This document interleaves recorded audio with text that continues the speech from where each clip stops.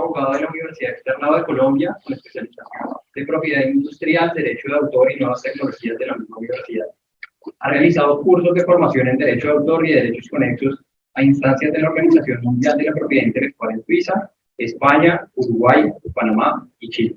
Doctor Juan Carlos, bienvenido.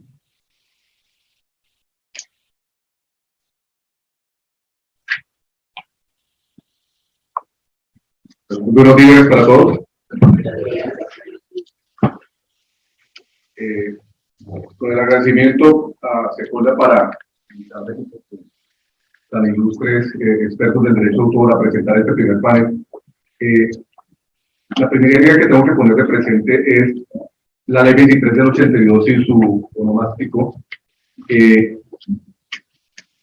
Amerita una revisión del contexto en el que fue aprobado y trascender un poco de la mecánica legislativa y no ponernos a hablar de gacetas del Congreso y diarios oficiales, sino entender el contexto socioeconómico de donde proviene y qué país fue el que lo aprobó, qué país fue el que vio la necesidad no de modificar en aspectos puntuales la ley 86 de 1946, sino de borrar estableros para crear una nueva norma, una nueva base de la normativa en el derecho. Entonces, con el doctor Zapata, como yo debo hacer una muy breve presentación, y el doctor Zapata va a estar enfocado más en los temas históricos, me aprovecharé de su esquema de presentación para hacer mi breve introducción, porque ustedes vinieron para escuchar a los expertos, doctor Fernando Zapata, doctor Ernesto Relijo. Por favor, présteme la primera diapositiva. Miren, esto que nos presenta el doctor Zapata es un esquema de los antecedentes de otras normas previas en el tiempo a la ley 23 del 82. La ley de 10 de mayo de 1834, Francisco de Paula Santander, la ley de Santander en propiedad literaria y artística. Colombia se debatía en torno de la cuestión de la educación. Si la educación debía ser regentada por la iglesia o debía ser una educación sobre bases civiles, no clericales. Y la parte fundamental de esa discusión fue un replanteamiento de la propiedad literaria y artística, pero no fue la primera norma en el derecho de autor de la propiedad literaria y artística en Colombia, porque ya venía de la Constitución del Estado Soberano de Cundinamarca, no existe la dispositiva, de 1811. Entonces, ley de Santander de 1834. 1886. Este año significa muchas cosas en la historia colombiana, una nueva constitución, la regeneración de ese dúo dinámico, pues no hay dúos dinámicos, Batman y Robin, San Andrés y Providencia, Caro y Mucho. Ese dúo dinámico que reemplazó el experimento radical del liberalismo de la Constitución de Río Negro, llegó con una visión en que Colombia debía restablecer relaciones diplomáticas con España, que se habían roto desde la colonia, y por supuesto una buena forma de restablecer relaciones diplomáticas con España era tomar la ley española de la época y convertirla en la ley 32 de 1886, y donde decía el Reino de España, colocar la República de Colombia y bienvenida nuestra primera ley moderna del derecho de autor. Johnny Pavón, en un valiosísimo libro que editó el Externado, explica que esa es la primera ley de un verdadero derecho de autor, porque previo a eso teníamos un sistema de privilegios. Bueno, no nos queremos entrar en vamos a 1946. Ya es otro país, ya estamos en ese Gaitán echando discursos. Entonces, ese país donde Joaquín F. Gaitán echaba sus discursos era la República Liberal, que reemplazó la hegemonía conservadora a los finales de la República Liberal. Se hizo sentir la voz de una generación de compositores de música, por aquí lo tengo.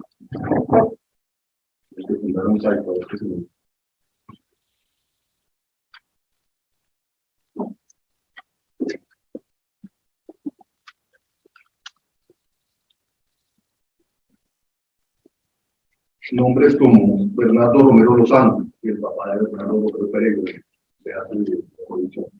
Carlos Emilio Campos Campito, no tengo ni idea, pero que el doctor Zapata que se la sabe por aquí. Perdón, José María Tenas, compositor del Saturnino Español, venido a Colombia a hablar de arte y derechos de los artistas. José Rosso Contreras, que es un paisano mío de esta parte. Oriol Rangel, por ahí hay un auditorio que se llama Oriol Rangel. Y claro, el primer presidente de SACO es un compositor que Colombia le debe todo y se llama Lucho Dávila. Esa generación hizo una ley que lo defendiera como colectivo creativo. Y la ley de David Núñez, por supuesto, no tenía ninguna visión colectivista. Por eso, la ley 87 de 1946, y al año siguiente se crea la Sociedad de Autores y Compositores de Colombia. Vaya bien. Por ejemplo, el doctor Zapata me corrigió, me rectificó como revisión histórica de Juan Carlos, ese señor Villegas, el Leopardo. Silvio Villegas. El doctor Zapata me explicará de dónde salió ese señor. Entonces, bueno, segunda mitad de la década de los años 70 en Colombia, el gobierno de Julio César Turbay Ayala era otro país. Entonces, ya tendremos que ver para no extenderme en eso, que Colombia para la época estaba a puertas de muchos cambios.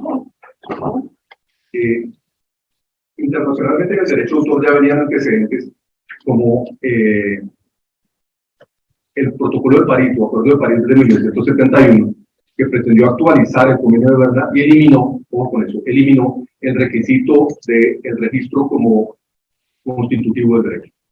Era la visión mundial. Ojo, Colombia no era parte del convenio de Berna a esta altura.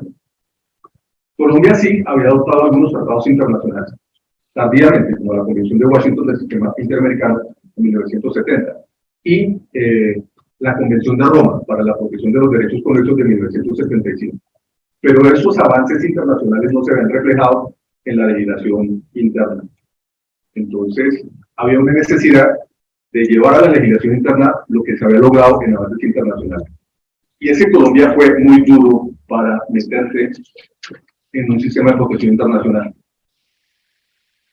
Como que fue muy a nuestro pesar que terminamos metiéndonos al sistema interamericano y al convenio. Bueno, hablar delante del doctor Zapata de que nos metimos al convenio de verdad, listo. Doctor Zapata, ¿por qué y para qué la ley 23 de 1980? Porque ese país, de la segunda mitad de la década de los 70, bajo el gobierno de Julio César Turbay Ayala, cuando el doctor Zapata, que les cuento un chiste, ya era funcionario de no era la dirección de derecho de autor, no vayan a creerlo, se llamaba por la oficina que regentaba los Miriam Montañez de los la dirección de propiedad intelectual, ya tenía entre sus funcionarios a un joven acucioso venido de Cartago Valle, que disertaba ya en la materia y pronto se convertiría en el director de esa dirección y a sus instancias, que crearía una dirección nacional de derecho de autor, y gracias a su diligente visión y gestión, Colombia entraría al convenio de Berna. ¿Por qué? Para que una ley 23 de 82. Y el doctor Andrés Sobregipo, ¿por qué una reforma? ¿Por qué la reforma se enfocó tanto en los contratos? ¿Y qué justificaría hoy en día una nueva reforma en materia de contratos del derecho de autor? Gracias, Juan Carlos. Muy buenos días. Es un placer estar con ustedes. Estaba yo, Ernesto, que viendo esta afluencia pública, decía, hemos cambiado. Hoy estamos así que hemos cambiado en muchas cosas, pero en materia de derecho de autor yo creo que va a transcurrir un tiempo desde aquella mañana que conversamos con el maestro Inestrosa de si era factible organizar en Colombia una especialización en propiedad intelectual. A esa casa y en particular a Antonio Inestrosa le debemos mucho. El que se hayan consolidado ciertas instituciones como el Centro Colombiano del Derecho de Autor, que nació precisamente en los salones de y ver esta afluencia de público, jóvenes, y la gente que viene porque no lo obligan, sino porque le interesa y entusiasma este tema de la propiedad intelectual y el derecho de autor. Para responder la pregunta, Juan Carlos, en esta presentación con la cual yo quería resaltar lo siguiente. La ley 23 del 82 es quizá de los 4 estatutos que hemos tenido en Colombia, el primero que tiene participación de la sociedad civil. Nosotros en América Latina notamos un mito que a la hora de la verdad no es tan mito. En el orden histórico, confrontación en comparación con las otras regiones del mundo, la región que en el siglo XIX fue mucho más activa desde el punto de vista legislativo y normativo fue América Latina. Y eso fue así hasta finales de la primera década del 20. Quizá murió cuando nace la oreja. ¿Sí? Pero esa constelación de tratados que tiene América Latina no la tiene un poco. Es decir, en tiempos de Víctor Hugo eran 84 convenios bilaterales, pero eran bilaterales, no eran multilaterales. Pero digo yo que es un mito, ¿por qué?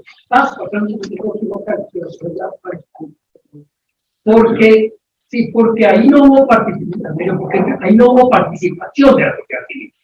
Fue un engrandecimiento de la normatividad en favor de los autores y de las industrias culturales, quizás referidas en aquel entonces solamente al mundo de la edición, pero no hubo participación de la sociedad. Como dirían las mamás, hoy en día no había un autor ni un editor ni para los médicos.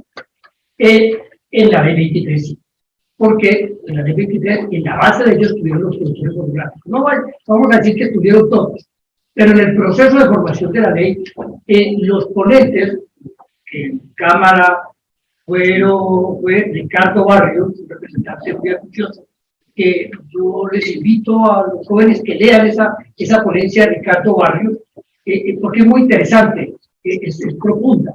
Y luego viene la ponencia de Luis Carlos Galán Sarmiento, que fue quien hizo todo el trámite ante el Congreso. Y allí uno lo que ve es que evidentemente entraron en contacto con muchos titulares de derechos.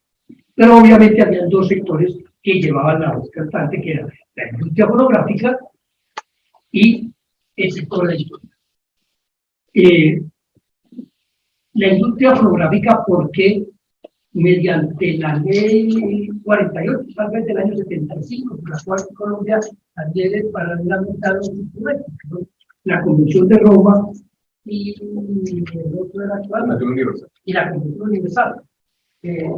Esa Convención de Roma reconocía a los productores fonográficos un derecho de reproducción exclusivo, y con eso tenían el arma para combatir la piratería. Y en esto el profesor Henry Jensen, invito también a que lo busquen y que lo vean.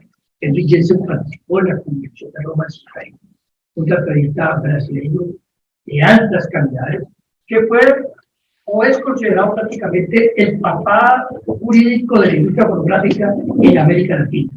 Ellos hicieron un gran lobby ante el gobierno de Colombia, que se inició en las primerías del gobierno y se concreta en el gobierno de este país. Hay que decir que una persona como Carlos Galán, por el proyecto de ley, jalonó mucho y logró que muchas de las normas que vamos a ver a continuación permanecieron, porque sin duda alguna, como bien lo dice Juan Carlos, pues esta ley cumple 40 años y hay cosas que todavía nos escandalizan, como por ejemplo la regalía en un contrato de edición. Eso no se paga ni se ha pagado en el mundo entero, nunca. Entonces, ustedes lo que es un 20% de como sanciona un editor. Pero este era lo que fue en el año 80. Eso lo logró. También es cierto que se nos fueron por entre las manos otras figuras que vamos a ver. Entonces yo creo, Juan Carlos, que la respuesta a tu pregunta es esa. Es decir, había un magma entre el mundo cultural que hacía que era el momento de revisar la ley 86 de 1970. Y eso se concretó en ese tránsito de López a Turbay. Y tu Zapata, Arcadio Plaza. Bien, Arcadio Plazas es una persona a la cual le rendimos y le hemos rendido homenaje siempre. Arcadio Plaza fue un editor muy importante. Fue el primer editor de códigos en Colombia. Se recordará, no menciona a nadie, que son muy mayores, pero los códigos civitas que ninguno de ustedes conocieron, salvo unas pocas personas, ¿sí?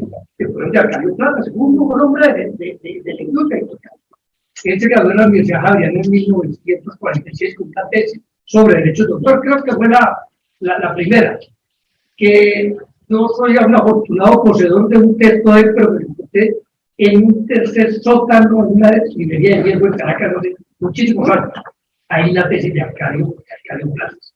Y el luego se vincula muy decididamente a la industria editorial. Y cuando hace parte de esta comisión redactora de la ley 23, él venía ya de regreso.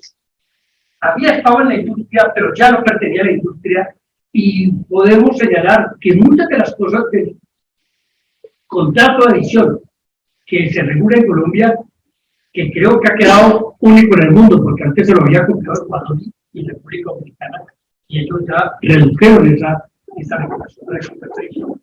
Y la regulación del contrato de edición en Colombia prácticamente es única. Y todo ello se debe a Arcadio Plazas, que a su vez había sido el fundador del Centro Regional Francófono Americano, Latina y el Caribe, Blanco. Y pues era una persona que por sus luces, por conocimiento, el gobierno lo llamó para integrar esa comisión, que dicho sea de paso, es comisión que tiene la ley 23, que en las otras leyes no se da. La única ley que tuvo una comisión previa, integrada por el gobierno, con la participación de algunos sectores, no así de todos, fue para proyectar la ley 23. Pero no fue una ley copy-paste, porque la ley 86 del 86 era la ley española. La ley 87 del 46, muchos la señalan de ser una mala copia de la ley argentina. La ley 23 del 82 no es la copia de la ley tipo de la OMPI que en 1936 andaban. ¿De dónde está? Mire, la verdad es esta. Hubo un proyecto de ley que presentó el doctor Ricardo Vargas, y la ponente fue una representante candente Villa Gómez de Estrada. Estoy hablando de memoria. ¿Sí? Ese es el proyecto que encontró el gobierno del presidente Turbay allá. Ese eran los inicios del gobierno de Turbay, y el ministro del gobierno era Miguel Mancera. Miguel Mancera le prestó enorme interés. Yo creo que si hubiera sido por todo el entusiasmo que Mancera le prestó al proyecto y con la autoridad que tenía el doctor José Hernández del gobierno, el Turbay de Ayala seguramente no se hubiera podido detonar ese proceso. El gobierno llegó tarde a ese proceso, es decir, ahí fue la iniciativa parlamentaria.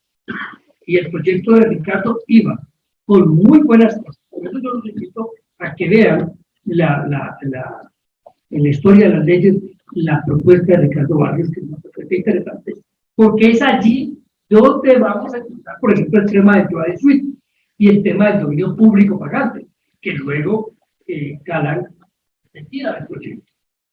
Y el gobierno entonces decide presentar el proyecto a los inicios del gobierno del presidente Tupac. Y la base sí, sin duda alguna, obviamente, pues, pero hay un texto que poca gente conoce, que es un texto que preparó Henry Kissinger.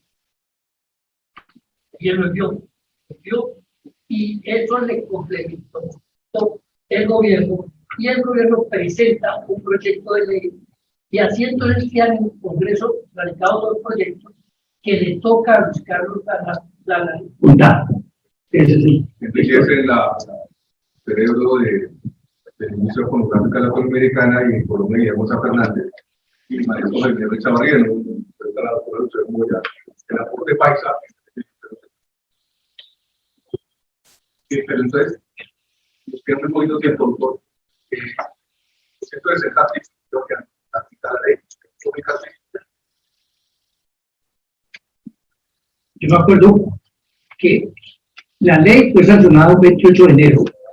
Turbay estaba por fuera, el ministro delegatario era Jorge Mario Isman, estaba muy joven. Ahora, esto es verdad.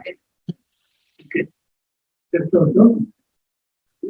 Conocimos a Ernesto ya más joven, mucho más joven.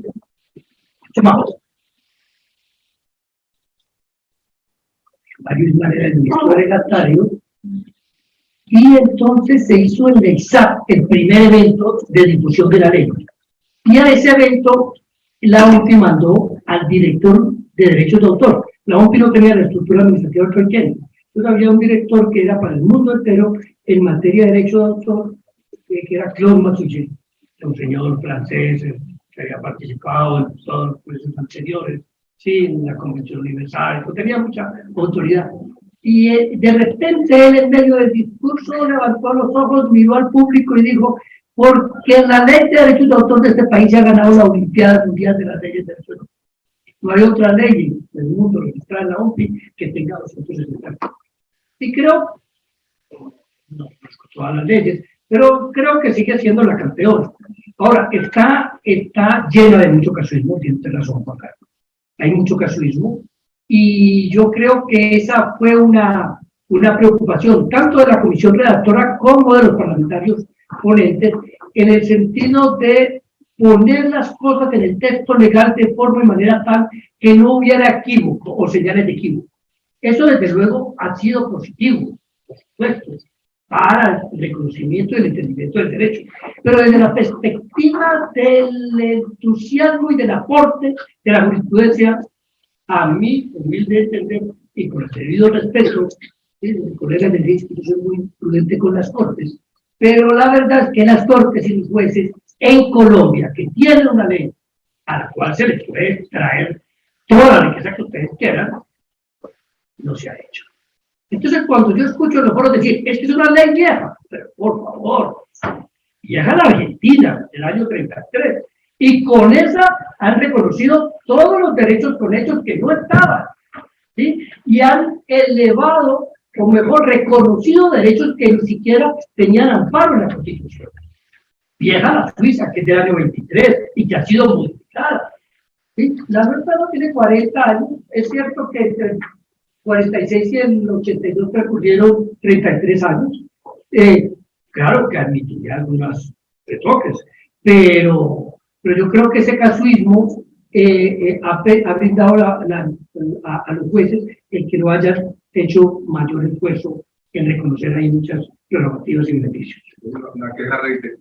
El único con que el Consejo de Estado regañaba de en el sentido sostenible. Pero dos normas, entre las muchas se puede citar el artículo 20, que elabora por el TAC, el artículo 180 de la Contrato de Sesión de Transferencia de Derechos. Al trascender a la calle generó todo tipo de controversias, dificultades, carreteras, problemas. ¿Por qué régimen de transferencia de derechos tan problemáticos? Porque yo creo que lo que dice el presidente de nuestro colegio, en sus palabras, es cierto. Las industrias creativas nos enriquecen, nos divierten, nos entretienen. Pero cuando ese entretenimiento, esa diversión, se le va a colocar nombre y apellido, que no son más que los autores y los artistas, base de toda la creatividad y la identidad cultural de la cual se nutren las industrias culturales, entonces en nuestro medio ha habido principios inmanentes a toda la legislación, doctor. Háblenos por qué el artículo 72, que nadie le ahora es tan importante, por sí mismo también tiene tanto significado. Principios inmanentes.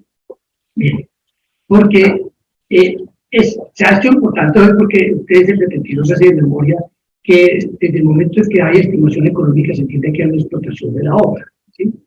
Ahí es donde yo digo que el derecho de autor no es neutral, y que lo que nos han hecho creer algunos sectores, hablando de la neutralidad de la tecnología, no se aplica mutatis mutandis al derecho de autor. El derecho de autor no es neutro, como tantos derechos la Corte ha dicho que no son neutros, como por ejemplo cuando se trata de la defensa de los derechos de la mujer. Y el derecho de autor se acopla al desarrollo tecnológico. Por eso no es neutro. No le interesa a dónde, cómo se explota, sino que se explotó para poder llegar a los controles. Y por supuesto, esto hay que ajustarlo con una serie de mecanismos preguntado, como ya transferencia de los derechos, que no es una cosa nueva. Él ve en la americana hay muchos mecanismos de garantía al ejercicio y al mantenimiento del control por parte de los derechos, ¿sí? En España, en Brasil, en todo, porque lo que nos está pasando es que estamos representando un derecho y no todo. ¿Sí? Pero así como se agotó el tiempo, se está agotando el derecho de autor, porque esto es ideológico, esto es filosófico. Cuando yo le digo a los estudiantes, miremos bien las noticias de prensa cuando dice el autor tal o el artista tal vendió los derechos por $300 millones.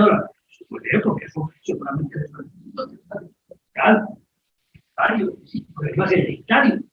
Pero no les quepa duda, mis queridos amigos, todos amantes y fervorosos defensores del derecho de autor, que una política, una actitud de esa global, en donde no ven el derecho de autor con la gracia, la simpatía, con que se con la ley de la ley, porque sería un derecho de autor que no beneficiaría a los autores. Y acá en estos centros de pensamiento tenemos que discutir esas cosas, porque a ver, ¿para dónde va el mundo? Muchas gracias. Nos acaba el tiempo de Zapata y acá sobre equipo. Y es mejor que para hablarnos para dónde va esto.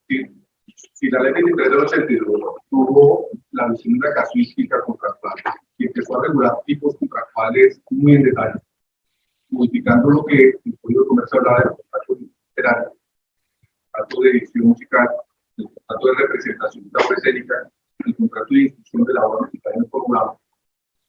Una visión que recogía el estado del arte de la época de los cortivos. ¿Qué motiva para que la ley nunca dice bueno evolucionar hacia los tipos contractuales y una, para dónde vamos? No sé, pero bueno. No sé. Entonces yo me paro. Pero ahora, escojamos los códigos civiles de toda América Latina que tienen su fuente y utilicen el Código Civil francés. El código contiene una regulación sobre la propiedad intelectual, menos sobre el. Te recuerdo el artículo 671 que dice que las funciones del talento del ingenio son de sus autores y eso será regulado por una ley especial. O sea que el tema de la propiedad intelectual del derecho de autor no está en los códigos civiles, no obstante que es una propiedad. Entonces los estudiantes empiezan a buscar en el libro segundo de los derechos reales y no encuentran esa norma.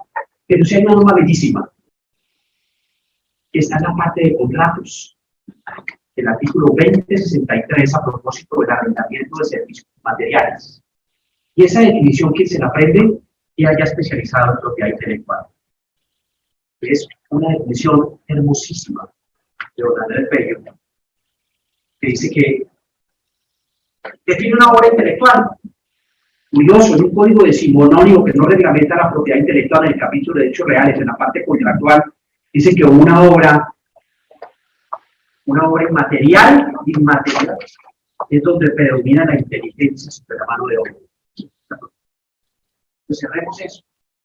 Ya quedamos todos especializados en lo. Y la pregunta es, ¿por qué en contratos y no en los derechos? Porque el Código Civil francés recoge, es una experiencia política romana, los romanos no definieron, sino que crearon acciones o instrumentos contractuales en donde las partes podían disponer de sus intereses, porque está en la parte de contrato, servicios y materiales. Bueno. ¿Y cuál es el primer código que introduce el derecho civil, que introduce la regulación de la propiedad intelectual, todo derecho de autor y propiedad industrial? El Código Civil Italiano de 1942, en el libro quinto, habla del diritto d'autore, de la propiedad industrial y del diritto de la concurrencia, en el libro quinto, increíble. Eso lo hace el Código Civil Italiano. Y entonces vienen nuestras leyes especiales. Nuestras leyes especiales, la ley, no hago referencia a la de Francisco Paula Santander, hablo la de los 31 de 1886, no contiene ninguna norma sobre el tema contractual. Después viene la ley 86 de 1946, habla de dos tipos contractuales, que es el contrato de edición y el contrato de representación. Y después viene la ley 82, la ley 23 Esa sí introduce 5 nuevas categorías de contratos o modalidades contractuales. 5. Esas 5 son, como lo dijo Juan Carlos, el contrato de edición, el contrato de representación, el contrato de inclusión de fonogramas, el contrato de ejecución pública de obras musicales y el contrato de fijación cinematográfica. Es decir, hay un reconocimiento a estas figuras contractuales porque el derecho de autor y la propiedad intelectual general va acompasada con el desarrollo tecnológico. Y entonces viene el problema, ¿y para dónde vamos? ¿Será que esos 5 tipos contractuales son suficientes cuando respondían a una exigencia tecnológica, de desarrollo industrial tecnológico de hace 40 años? ¿En ley especial? La respuesta es puntos suspensivos. Pero ya le doy la respuesta con base en esto que me sirve para hacer los acertos finales. Es el proyecto de reforma colombiano que está engavetado porque seguramente el gobierno no se entusiasmó a raíz de 3 o 4 artículos que 2 o 3 abogados sin ningún tipo de estudio nos censuraron, pero va a volver seguramente sobre el tapete porque seguro que ese código no es castrochavista. Este código es muy importante, preparado por una comisión de profesores de la Universidad Nacional que recogió el código de Valencia hacia el 80 y preciosamente hicieron una gran compilación. Pues miren ustedes, en ese proyecto está introducida la propiedad intelectual en el Código Civil y la importancia que ha adquirido lo intangible, lo inmaterial, como una nueva forma de riqueza.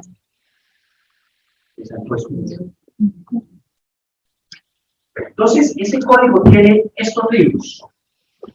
Vamos a ver dónde se ve reflejada la propiedad intelectual en la parte general de los bienes y en los contratos. En la parte general, las fuentes formales de derecho privado son los convenios e instrumentos internacionales. Los convenios y fuentes son fuente relevante en toda la propiedad intelectual. Estoy hablando de la parte general, pero funciona. Dentro de los derechos reales, o sea, el libro segundo, no está en la primera parte, dice que la propiedad intelectual y los demás derechos análogos, es decir, le da la categoría de derecho real. Ese es el desarrollo dogmático y conceptual. Después, los derechos de propiedad intelectual, también en la parte dogmática, como el BGB alemán, que tiene una parte conceptual teórica, califican los derechos subjetivos patrimoniales y califican el derecho de autor y el derecho de propiedad industrial como un derecho subjetivo y su ejercicio como un derecho de carácter patrimonial, porque ese es uno de los grandes problemas que tienen los estudiantes cuando van a apuntar la naturaleza jurídica de los derechos de propiedad intelectual. Vean qué facilidad nos están metiendo dentro de la parte general: derecho subjetivo de carácter privado, derecho patrimonial, derecho real. Bueno,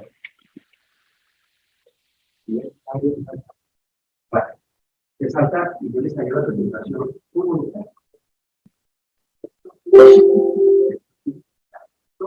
Y entonces, si me voy a fallar,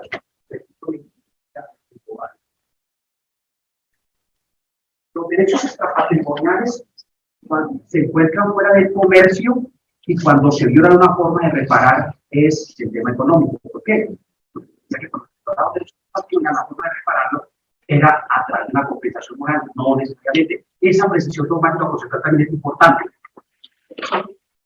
Bueno, derecho a la imagen, que ustedes saben que también la trae la ley 23, quedó incluido. Bueno, estoy fallando. De los bienes, miren lo interesante. Segundo capítulo, de las cosas singulares, se introduce en la categoría de bien las cosas inmateriales. Pero miren lo interesante, que seguramente va a ser motivo de una gran discusión. Se eleva al concepto de bien la información y el conocimiento. Increíble. Eso va a tener una gran discusión filosófica.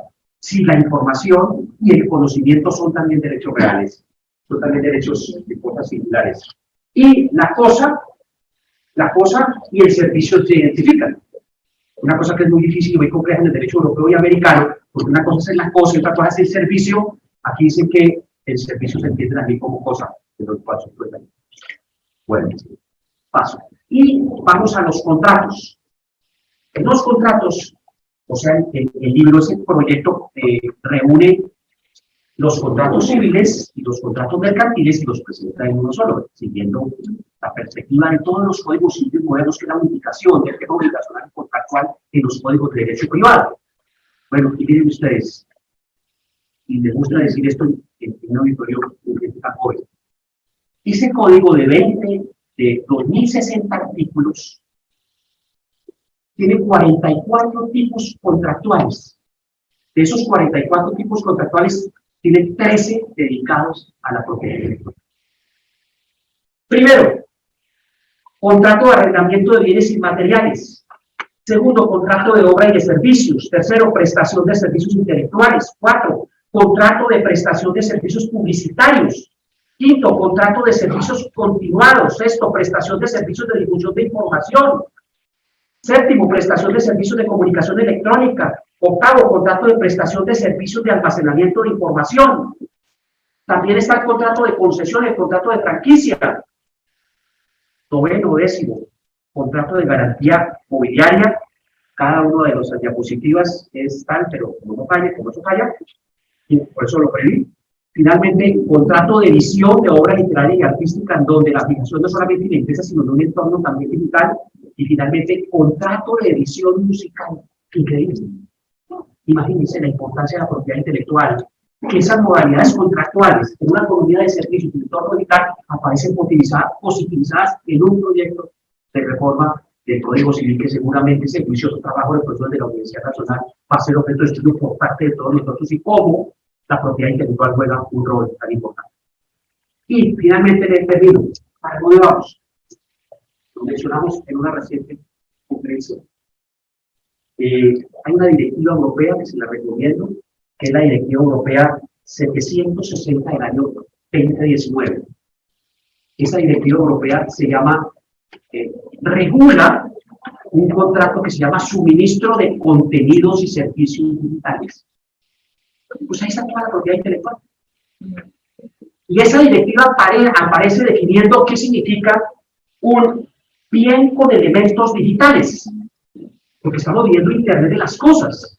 Casi todos los artefactos, los instrumentos están introducidos en la red. Y en la red hay contenidos y servicios digitales que permiten, uno, el acceso o están interconectados. Pues bien, ahí está todo el tema de propiedad intelectual, porque en el artículo 8 de esa directiva se habla de la protección de esos contenidos que hacen parte de contenidos y servicios. Repito, en una economía de servicios, todo digital. Hacia allá va la propiedad intelectual, y no sabemos qué va a hacer. Esa es la respuesta. Gracias, doctor México, pero tengo ocho. Ojalá la sepamos. A la ley 23 del 84, lo siguiente es que reguló con mucho detalle esta práctica de también se llama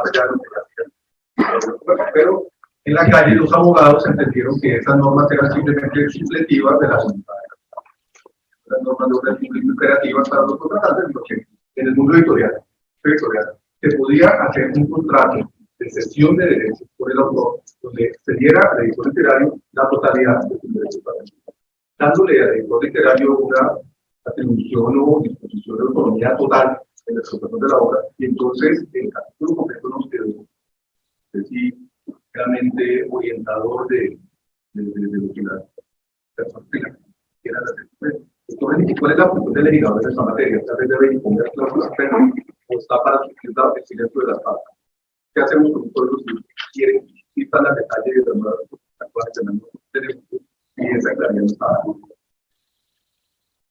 Pues esa pregunta debería responder a Zapata, pero yo me atrevo a validar la siguiente respuesta. Sí, efectivamente, pero ya la dio. Realmente una de las normas finales de la ley es contar el interpretación por actores.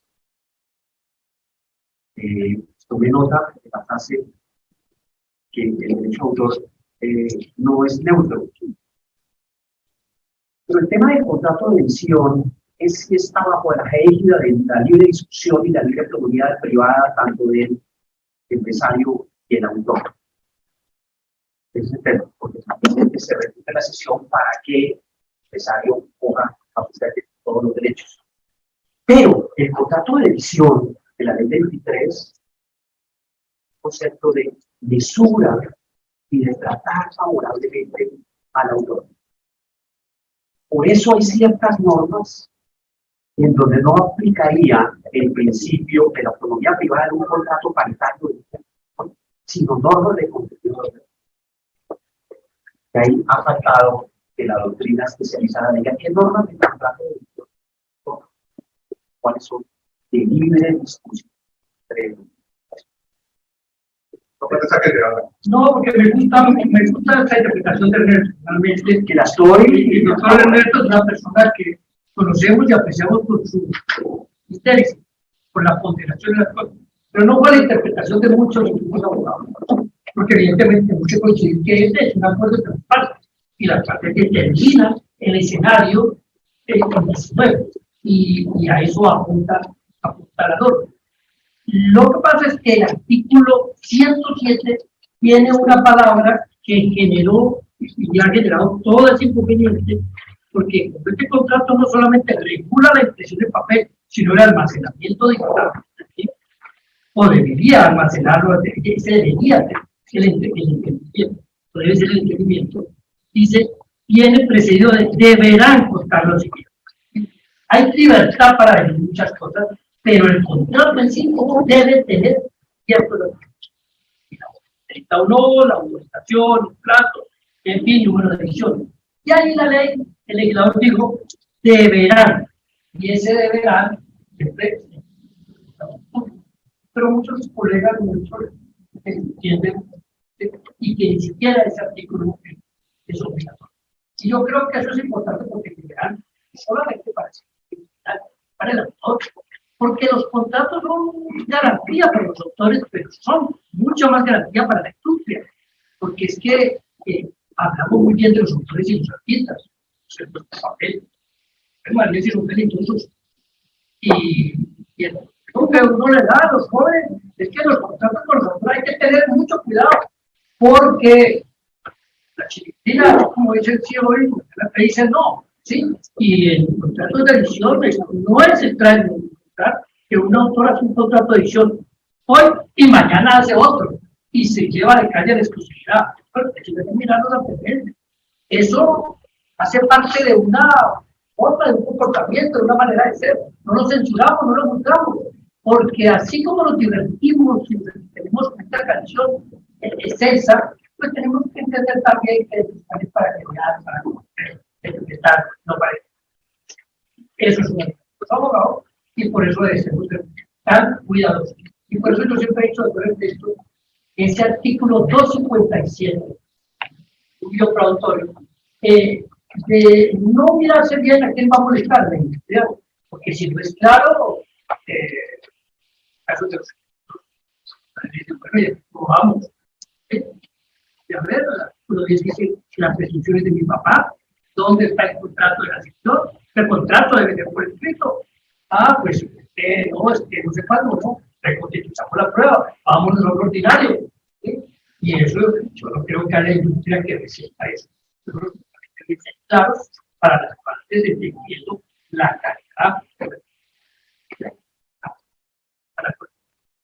Bueno, le resumo. Perdón, ahora ya.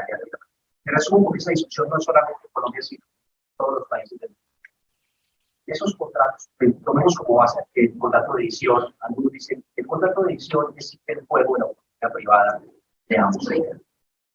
Algunos dicen la garantía de la autonomía privada no es suficiente, porque, pongámoslo en lenguaje coloquial, el PEP grande. Entonces han hablado de la intervención de los valores públicos, pero en el mundo pasa eso. En el mundo pasa eso como en todo contrato. ¿Qué ha hecho? ¿Qué ha pasado? Por eso se habla hoy de un derecho de remuneración. Es decir, tiene la intervención del legislativo y le dice, usted tiene que pagarle tanto, esa es la manera, porque tampoco uno puede proscribir el principio de la ley de autonomía. Entonces, yo recuerdo al profesor Dilitz, que fue el profesor prácticamente es el autor de la ley de copyright alemana de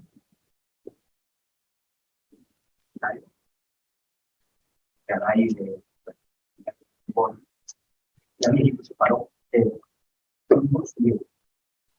digo, él es el padre del derecho moral de Alemania y de Europa. Y el derecho moral también. Paró el viejito, señor, toda autoridad. Digo, mire, después de muchos años yo he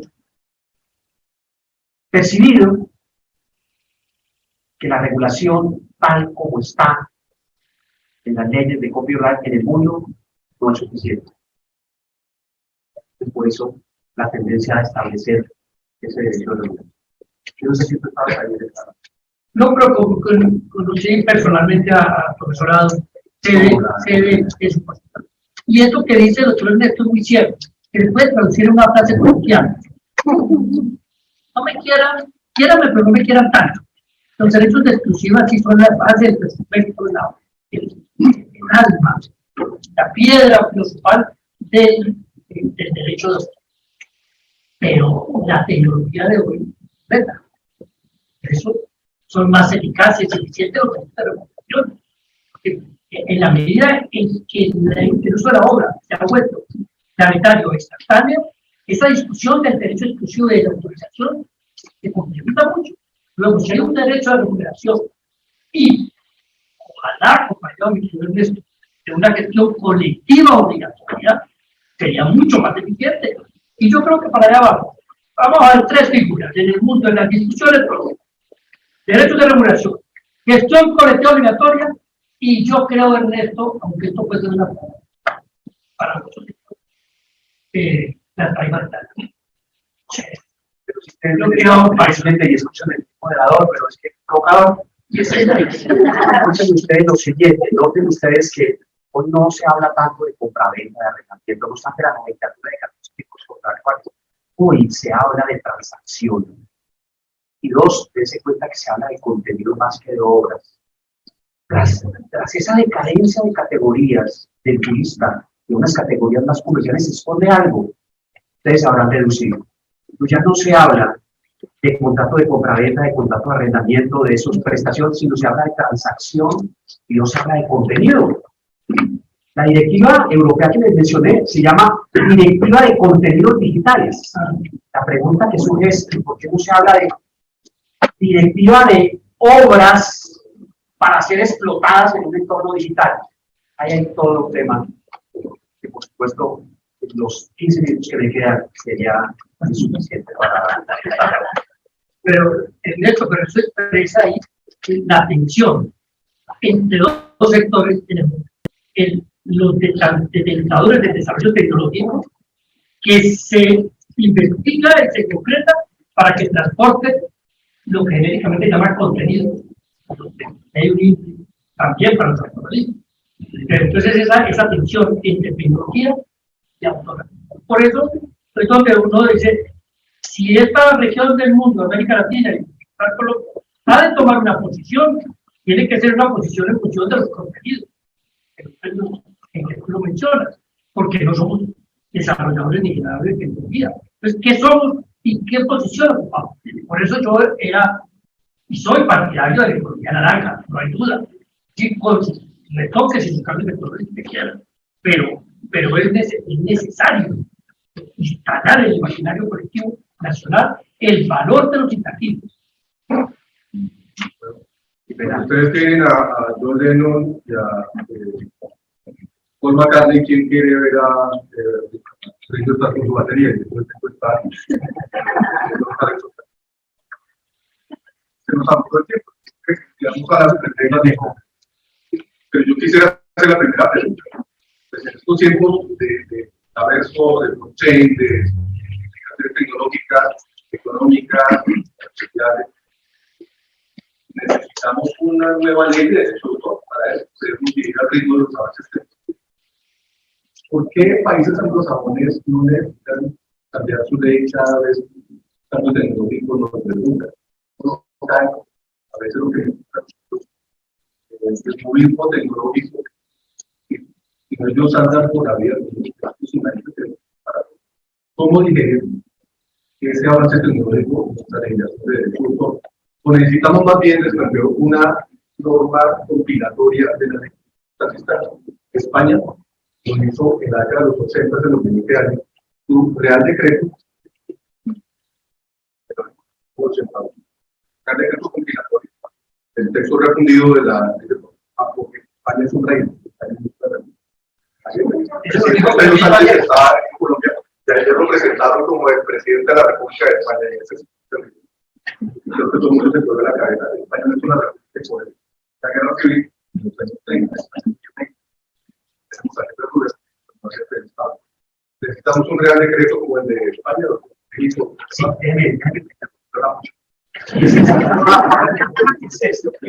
Es la complementariedad, es muy evidente. de robos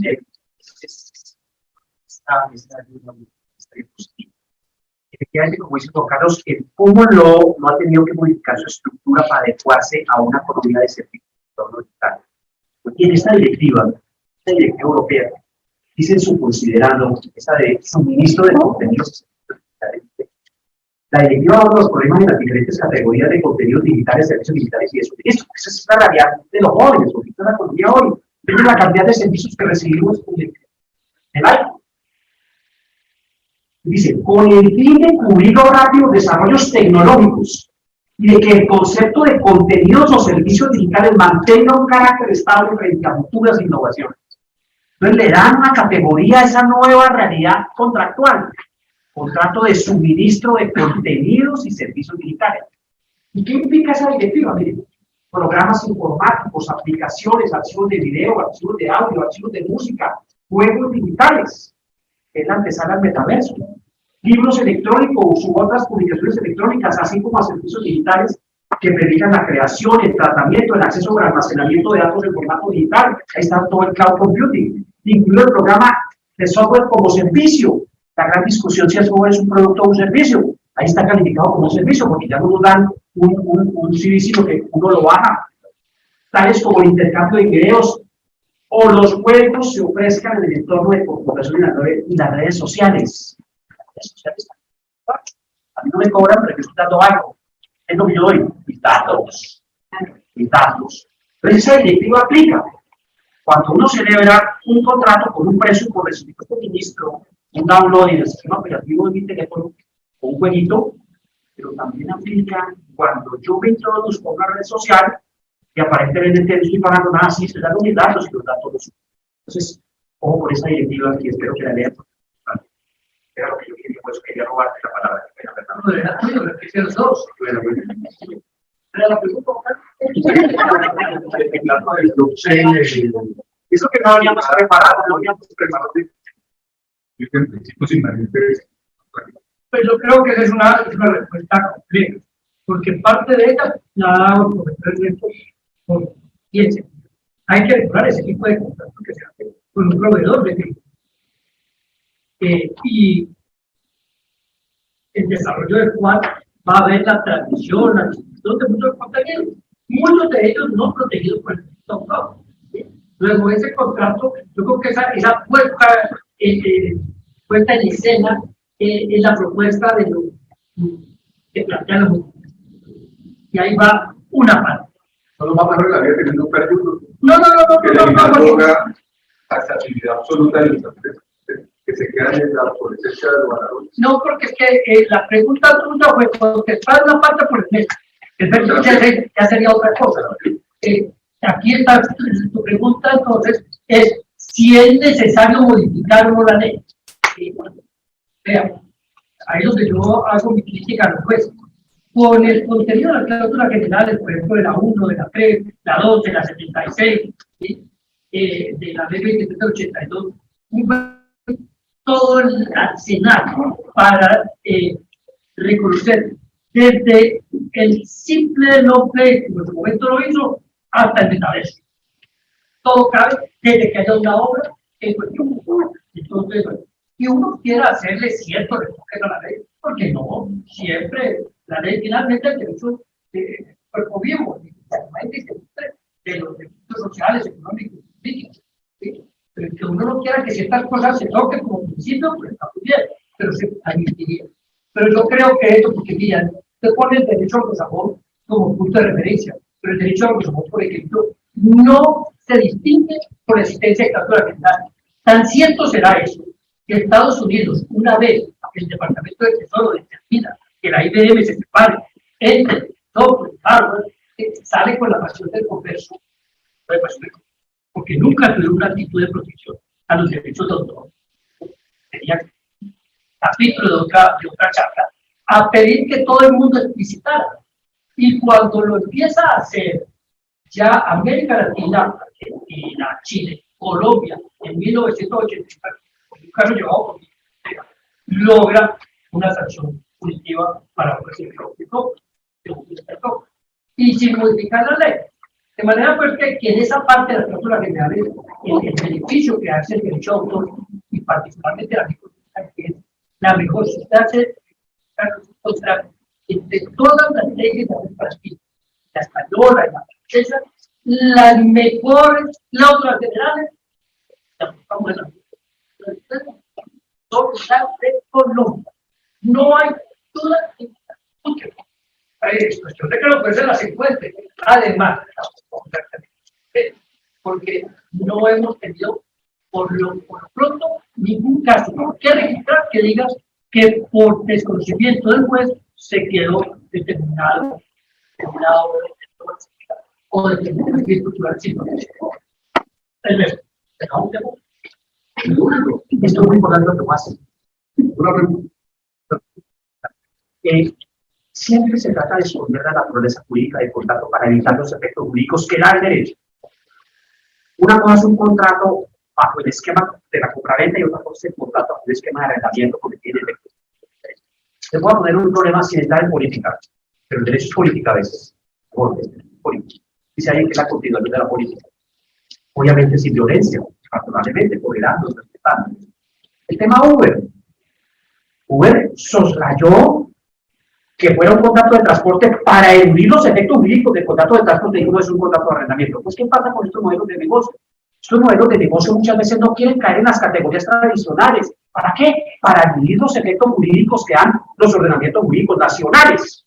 Pero, ¿qué pasa con estos modelos contractuales que no son nacionales sino globales?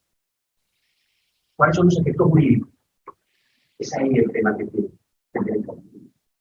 ¿Qué intervención de interés público tienen contratos que tienen incidencia global? ¿Dónde hay? ¿O será que siempre es la lógica del mercado? ¿O también puede ser la lógica del consumidor y la parte débil de las relaciones jurídicas?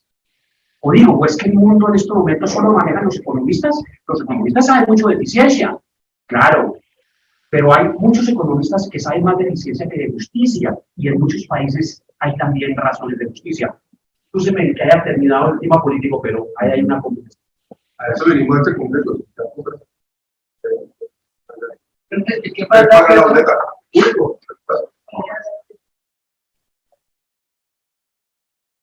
El problema es que hay una artificialidad, una gran artificialidad. Entonces, ¿qué efectos son los jurídicos? Los que siempre imponen suministrador del servicio del contenido. ¿Dónde quedan los derechos de los consumidores? A eso apunta esa directiva. A establecer unos derechos de los consumidores en el mercado europeo, que seguramente cuando Europa estornuda en materia de derecho comunitario, pues en la catarra va a tener incidencia de esa directiva en futuras regulaciones. Ya son nuevos. Doctores, muy buenos días. Digamos, teniendo en cuenta justamente lo que estaba más conmovientes globales, que realmente no son como las obras artísticas ya están pasando a un poco más comercial y más de la masa sobre la calidad de lo que estamos dando. Es posible que un cambio dentro de la tendencia filosófico de la legislación, digamos, una legislación que es más que todo romanticista, frente a una legislación que es más utilitarista, frente a los modelos que estamos viendo y al fenómeno global, tanto fuera más útil, más beneficiosa para los autores, para nosotros como jugadores. La pregunta contesta para lo que es muy difícil.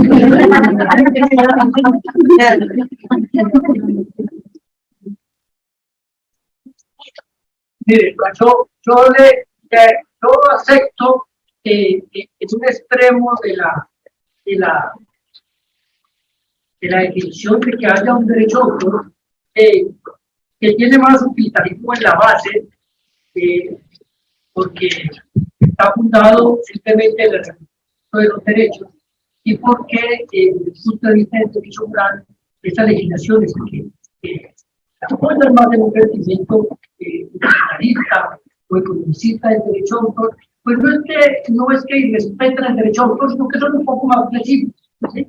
Y finalmente el autor acepta que eso se dé porque su estado de bienestar deviene de ese comportamiento, ¿sí? Pero ahí es donde podemos ofrecer un derecho de autor romanticista. Si por romanticismo debemos pensar que encontramos ahí el derecho de autor continental europeo, que es el que atacamos nosotros. Porque el derecho de autor nuestro no es romanticista, es antropocentrista, porque gira estos valores. Eso es la herencia de la que estructuraron a partir de allí ese doble contenido, que finalmente encalló en el contenido y superó aquella discusión epistemológica de qué era, si era la escuela dualista o la escuela monista. Y esa fue la que abrazamos nosotros.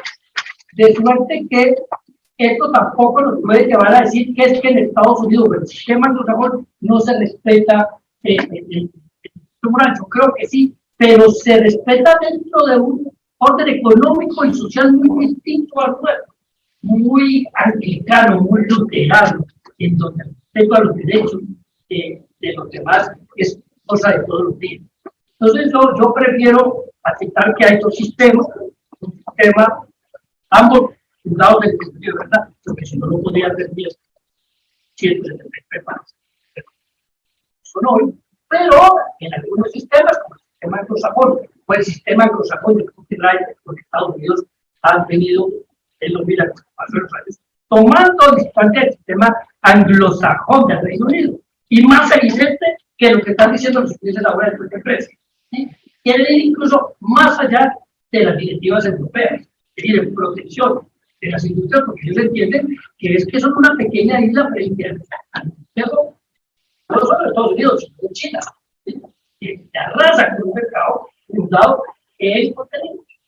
Entonces yo creo que hay un derecho de autor de contenido muy marcado, que tiene al hombre, y un derecho de autor mucho más económico, mucho más económico, y que por esa misma razón vamos a ver con el paso de los años que va a ser mucho más fácil la llegada del derecho anglosajón, el crecimiento de la inteligencia artificial con toda la complejidad que viene, que lo que va a hacer para el derecho.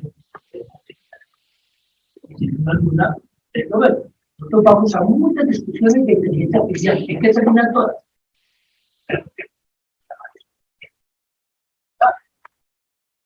Yo simplemente que contigo hace un poco la pregunta, hoy está viendo por supuesto, pero le agrego lo siguiente. Hay esos esquemas contractuales en un entorno globalizado que se cuenta que los proveedores de la tecnología son aprovechamientos que generan confianza. Se cuenta que penetran a la sociedad, penetran a los usuarios, es porque funciona. ¿Qué más cuando no funciona? Por eso, uno, frente al cloud computing, por ejemplo, cuando era una nueva tecnología que no estaba regulada, ¿qué decía Microsoft o Amazon? Todos estos empresas dicen que tenemos que generar confianza.